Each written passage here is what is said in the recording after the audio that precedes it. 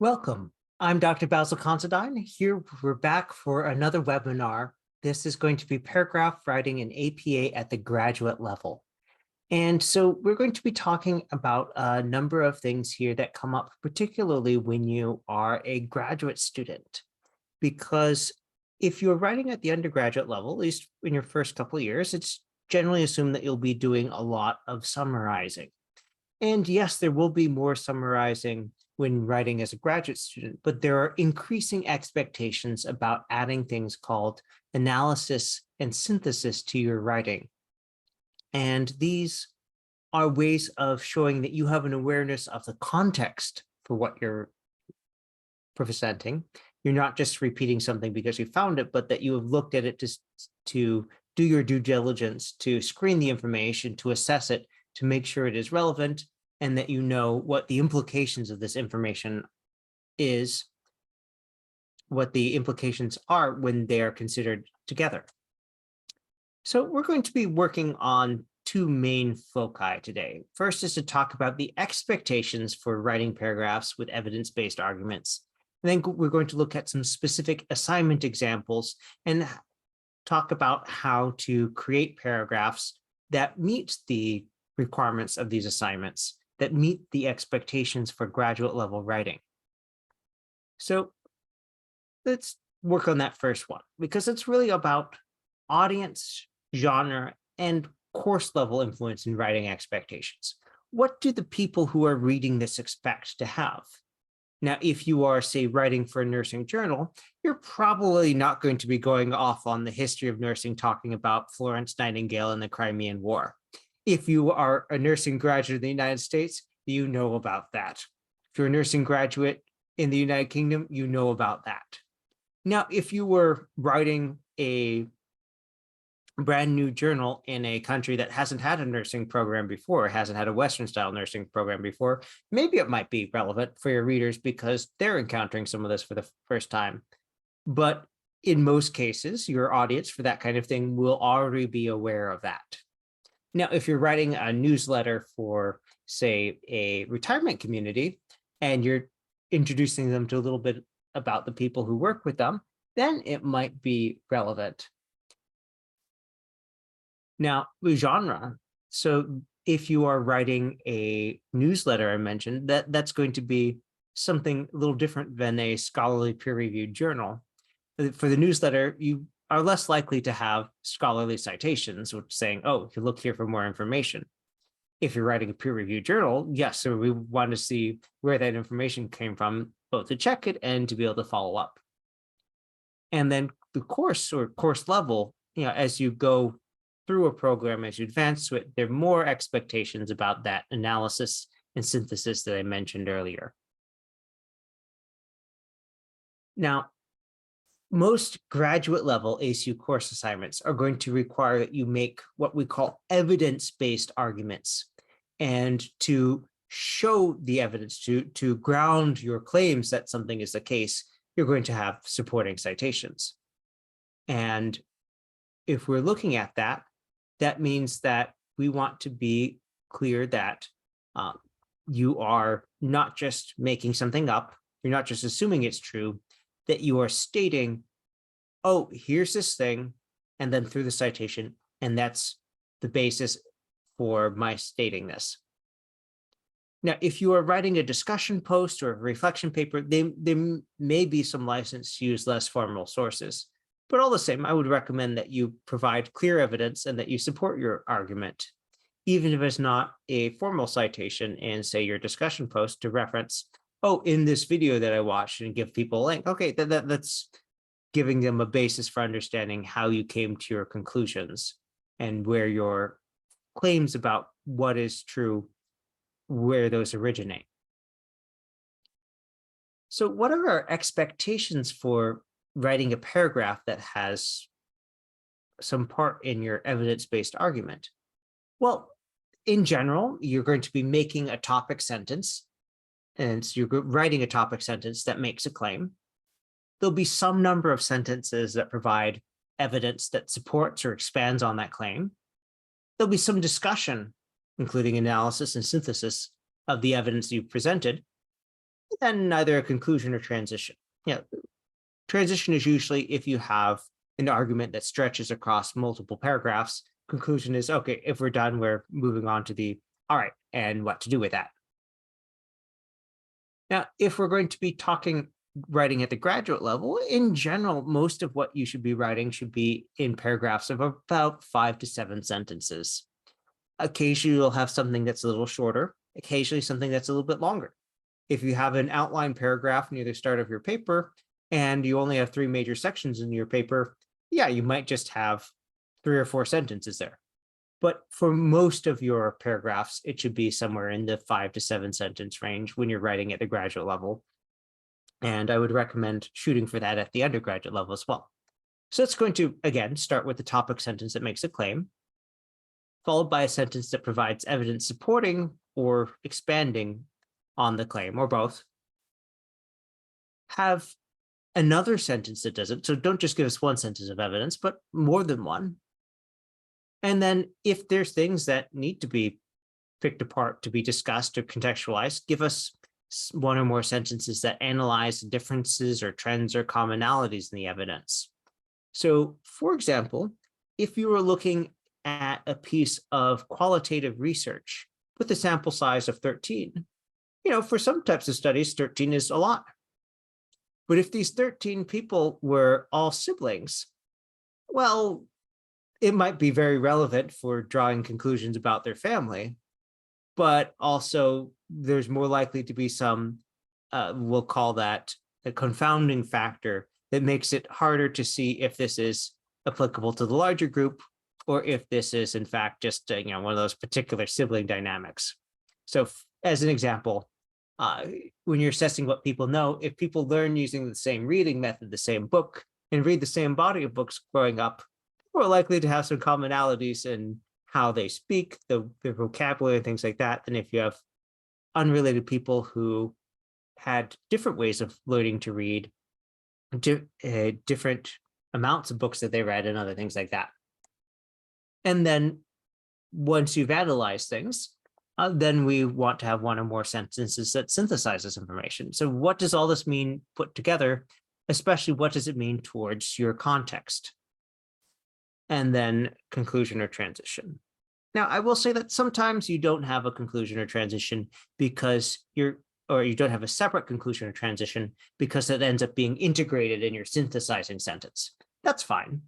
But the idea of you want to wrap up your argument when it's done and connect it to the larger thing that you're making an argument about, perhaps the larger thing that your paper is about, yeah, that is a good thing to do. Now, let's talk our way through a paragraph following this model. First, that there are 5 common counseling methods used for XYZ treatment in the United States. Okay, that's making a claim. I don't know what those 5 methods are yet. I don't know what the basis is for it. So while the topic sentence might make a claim without a citation, if there is a citation to back up that specific topic sentence claim, give us that. And if not, the sentence right after that, just start giving us evidence with the clear source, i.e. a citation, to tell how you know this. So that could be something like, oh, the most common method is ABC, which is by this percentage of providers for this other thing, author date. And it tells us, oh, this is a factual claim, a piece of evidence backing up the topic sentence's factual claim. And we have a source supporting that. And then you can see that this is going in order for most common, which is a very clear and logical order to follow.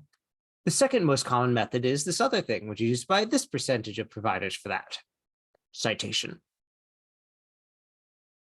Now, here we have grouping the other things. So these are neither the first or second most common, and it's used by a much smaller percent. So JKL, MNO, and PQR are older techniques that are used in only this small percent of cases for this thing, and thus will likely disappear from clinical use as a current practitioners retire.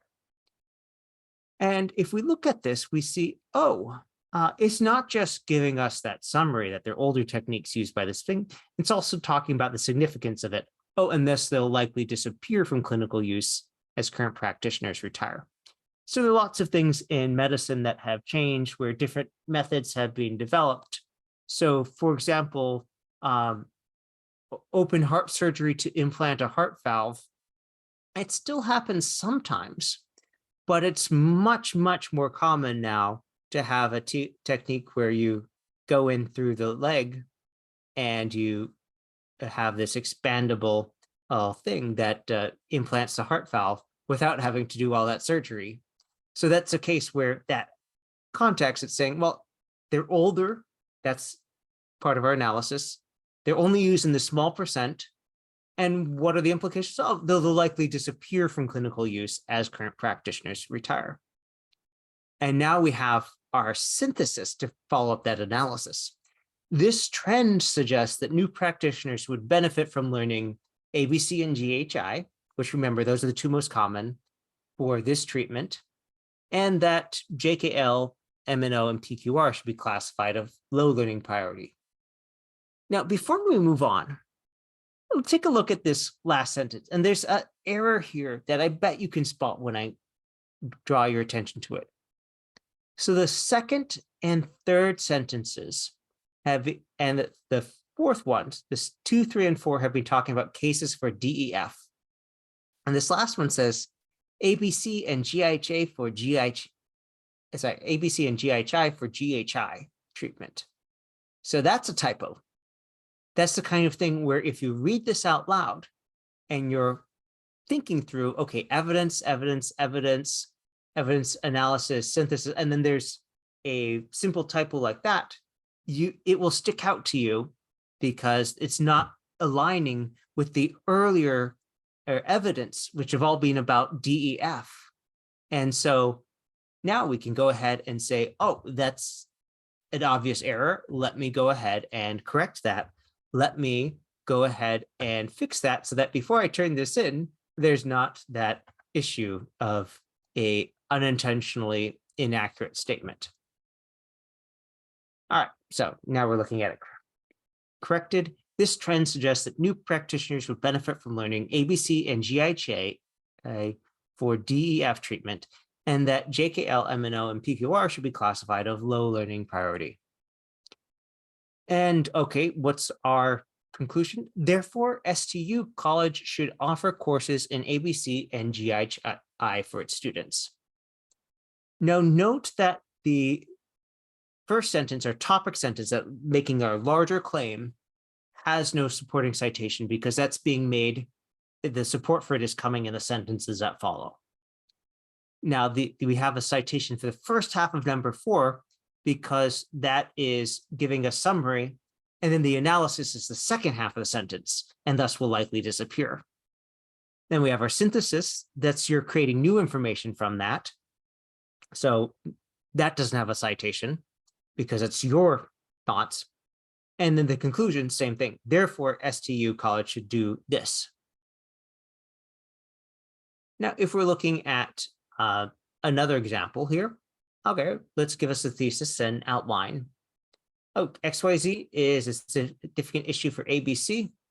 In 2019, DEF Group reported that 65% of GHI practitioners reported having patients having problems with XYZ during treatment. Author, date.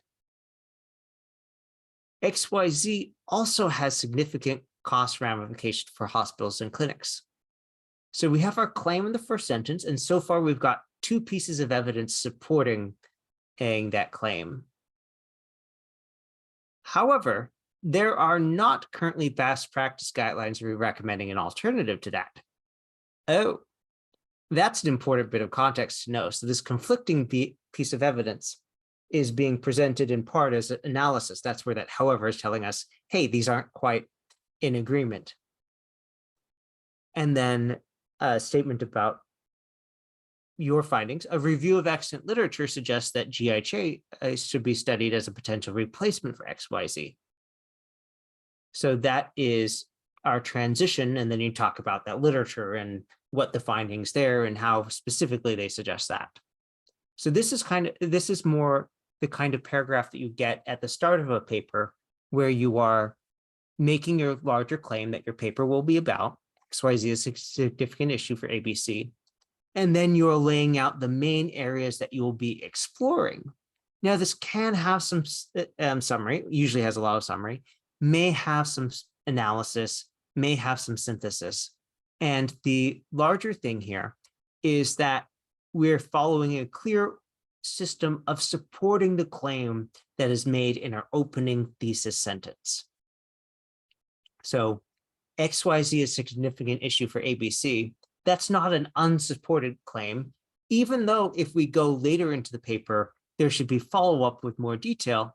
We are getting in our outline some citations to back things up, to support that claim from the beginning. Now, another important thing is to connect your ideas through phrases that we call logical bridges.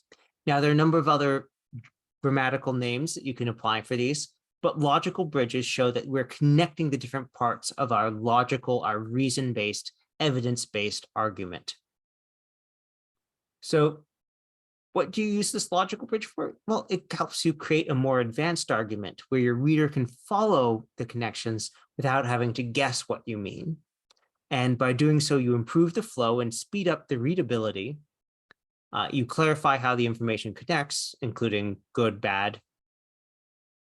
And so what we're talking about are things like words, phrases, or groups of words, and punctuation that collectively will show us how one set of information relates to another, usually about how a sentence or a part of a sentence relates to whatever came before. This can be something like as a result, or consequently, for example. So if you see, for example, that is the sentence that follows that logical bridge is giving us supporting evidence for a claim. In addition, that is saying we're giving more evidence towards that.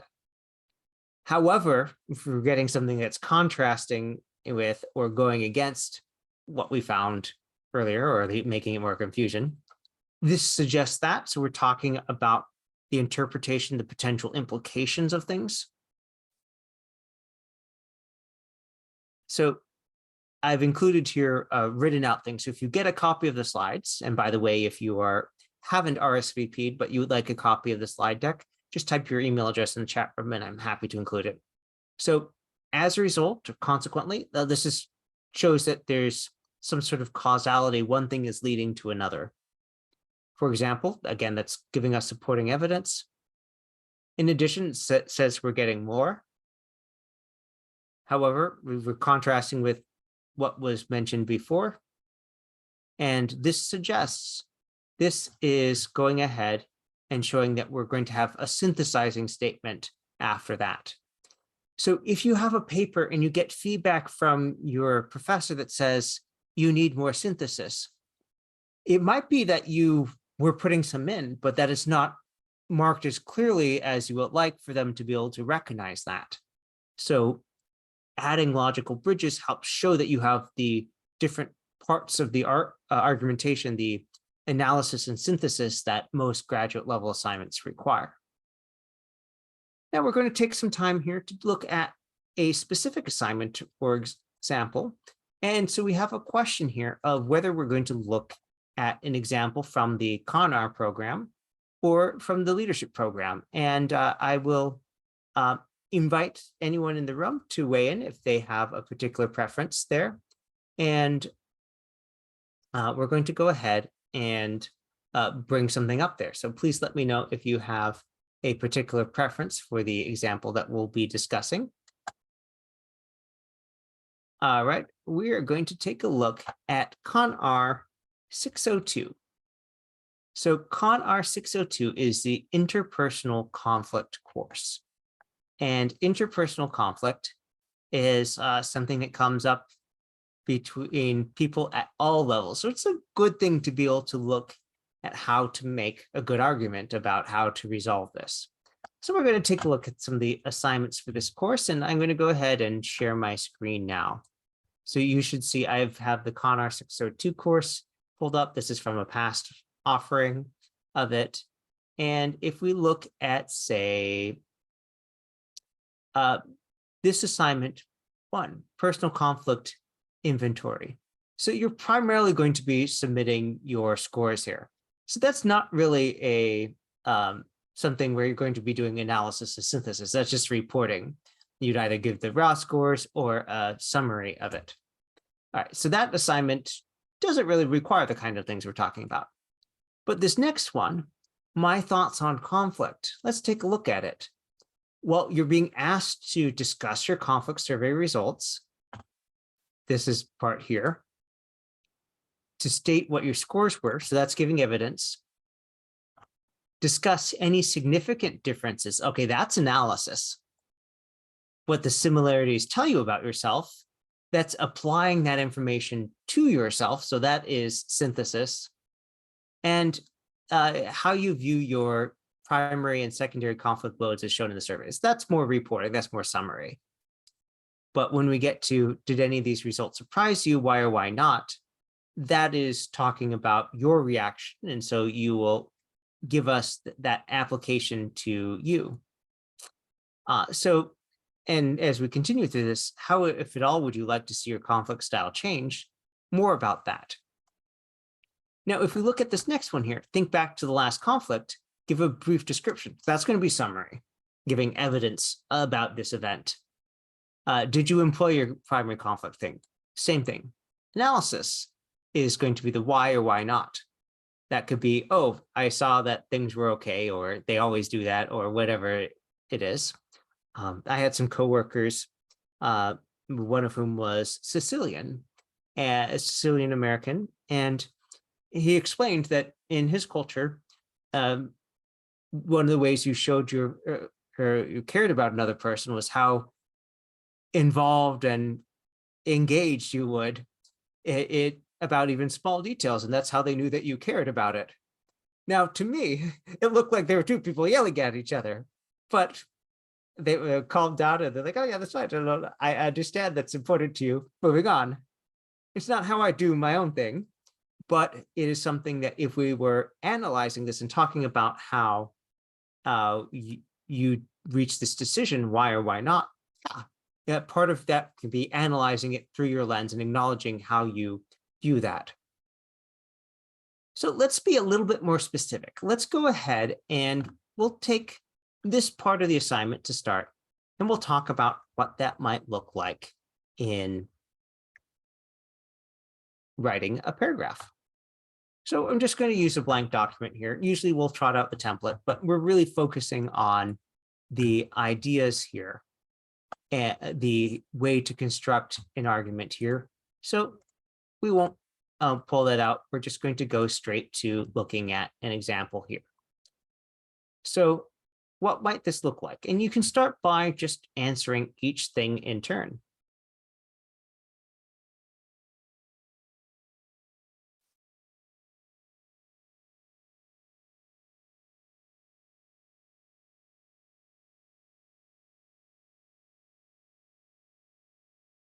And even without knowing exactly what those scores are yet, you can look and say, oh, well, I'm going to answer this question directly. And this is just reporting numbers or classifications or something like that. And so you can write a placeholder sentence that you plug the information in.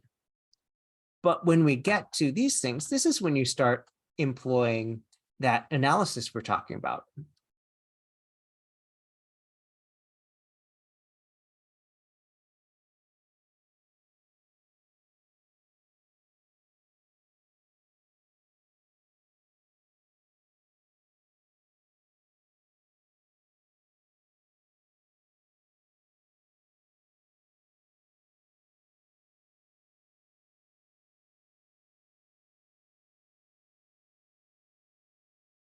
Now, if you are wondering what the J. Hall instrument is, well,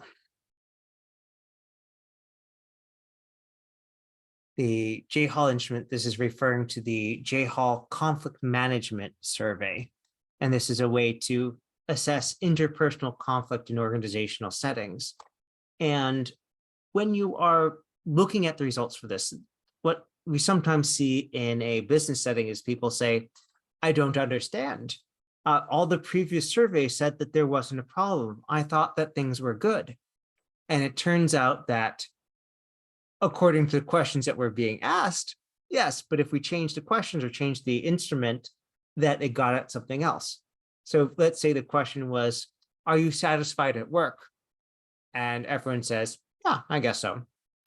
And then if we change the question to, are you satisfied with what you make at work, what your income is, what your salary or other compensation? Well, that's a different question. They might say, oh, no, it's inflation, prices are going up.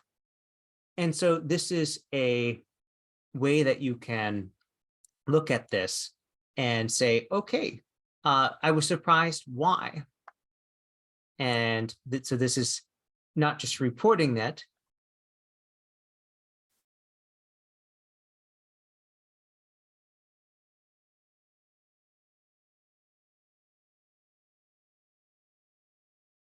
Oh, I'm surprised because I'd scored consistently. What the similarities tell me about myself, I think that one will be pretty easy to answer. But when we get to this question of, did any of these results surprise you, why or why not, be specific in your explanation.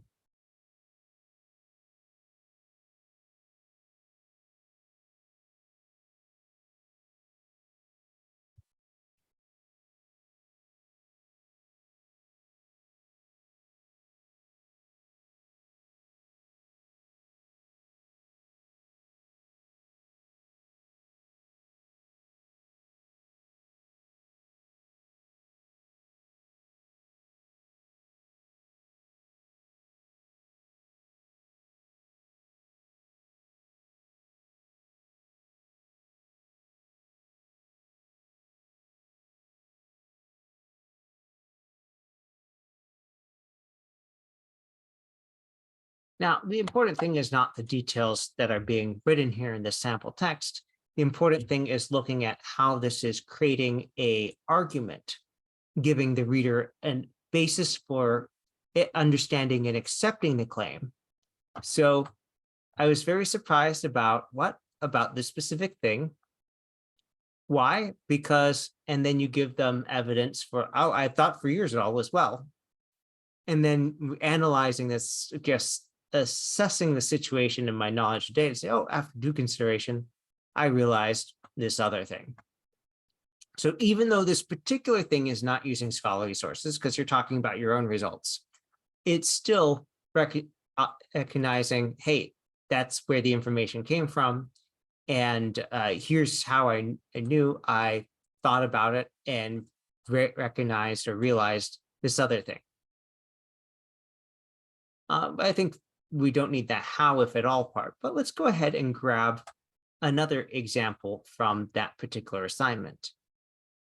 And let's go ahead and take the next prompt here.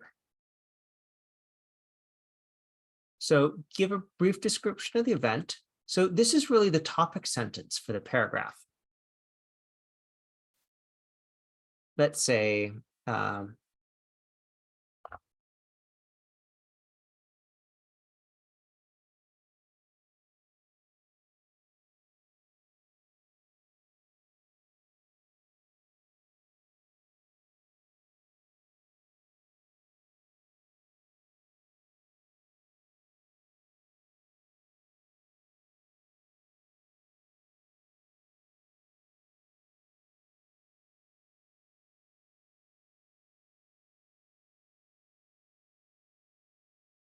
all right, my topic sentence here is a recent conflict took place. Sorry, a recent conflict took place at the Department of Motor Vehicles in my area when a man broke the door after heated argument. Now we're missing a key detail here. We know that there's heated argument, but who is involved? Probably that man, but we don't know yet. So let's add that detail. Heated argument with their spouse. And then that just tells us that there was a conflict so far. How was I involved in that? Well, it might be helpful to state that.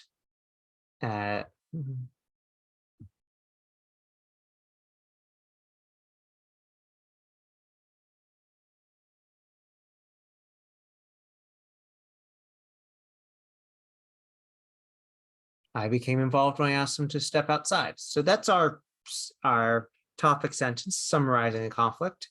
And now we have a couple questions. So it's asking for evidence, for information. What did you do? And then to analyze that, why or why not? Okay.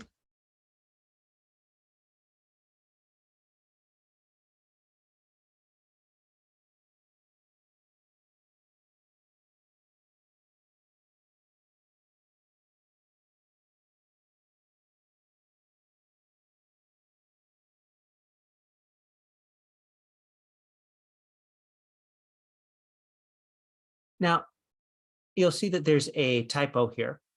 People often ask me what the most efficient way to write is. And I think in general, getting the ideas down, and then it's very easy to just, when you're at a pausing point, when you've finished articulating the thought, to go back and in this case, to right click or control click if you're on a Mac, and just use the spell check tool to fix that. But if you stop to fix everything as you go, often people lose their train of thought. So I employ my primary conflict mode of de-escalation. That's answering the first half. And this is answering the second half with that analysis.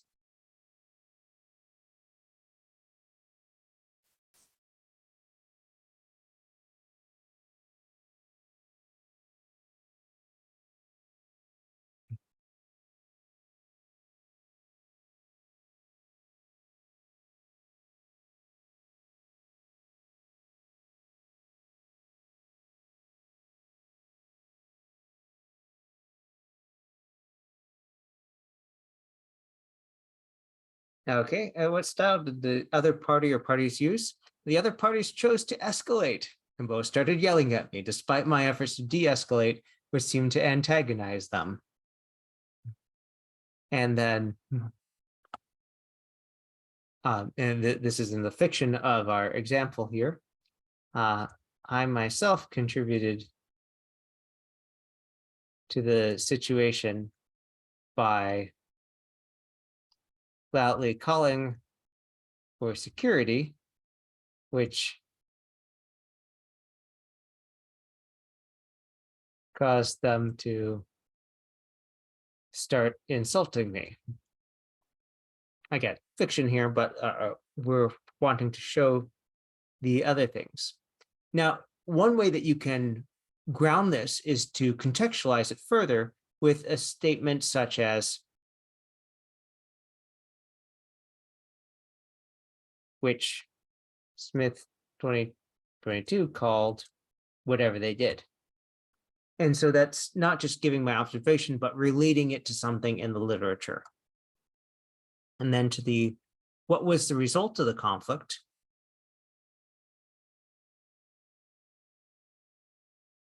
And the result of the conflict was that all three of us were banned from the DMV.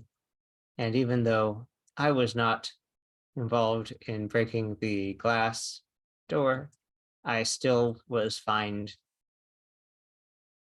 for the breakage.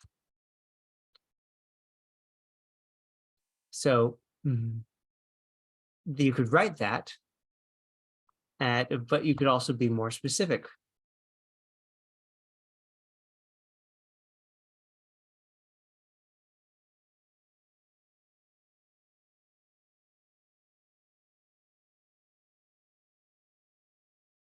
The end result was what Smith and Johnston called collateral damage. All three of us were banned from the DMV, and even though I was not involved in breaking glass door, I still was fined for the breakage. And so this is our way of not just presenting the brief answer, but also analyzing it and its implications. And the next logical thing for our conclusion is to say, as a result, the next time I am in this type of situation, I plan to keep my mouth shut and not get involved in a couple's dispute. And this, as a result, tells the reader that we are talking about the consequence, the outcome, how this is getting applied in the future. So that's both synthesizing and concluding here. All right, I think that's all we have time for today. So let's just do a recap. So we started out by looking at this question of what it is that we are trying to do in graduate level writing. And the goal of writing is to record, to convince, to help improve understanding. And that works several different ways, but in the context of writing in a graduate level course at ACU, we are making evidence-based, rational, logical arguments. And it's very helpful to follow a path here where we lay out arguments that start with the clear topic sentence making a claim. We provide evidence that supports and expands on that. There's some measure of discussion, analysis, and synthesis about that evidence. We finish with a conclusion or transition, whether we're finishing argument that's happened over one paragraph or 5 to make sure it's clear, oh, we're done, we have connected back to our topic. And so we looked at how that might work out in different types of paragraphs of roughly 5 to 7 sentences, including this example here of an argumentative paragraph leading to a conclusion. Note the word therefore at the bottom. That is having a similar function to the as a result that we had in our last example. And we had this example of how you might structure a thesis and outline paragraph to present not just an outline of the main points you're going to discuss, but also to show from the beginning that these aren't just idle claims, they're backed up by evidence. We talked about logical bridges to show how arguments are connected, how the information in one sentence relates to previous claims, and how we can show things like analysis, causality, synthesis through the choice of words that you present. And then we looked at a specific example from CONR 602. So if you have any questions, feel free to send us an email at onlinewritingcenter@acu.edu to schedule an appointment online, or to visit the Online Writing Center by going to blogs.acu.edu/online writing center. That's it. Have a good night.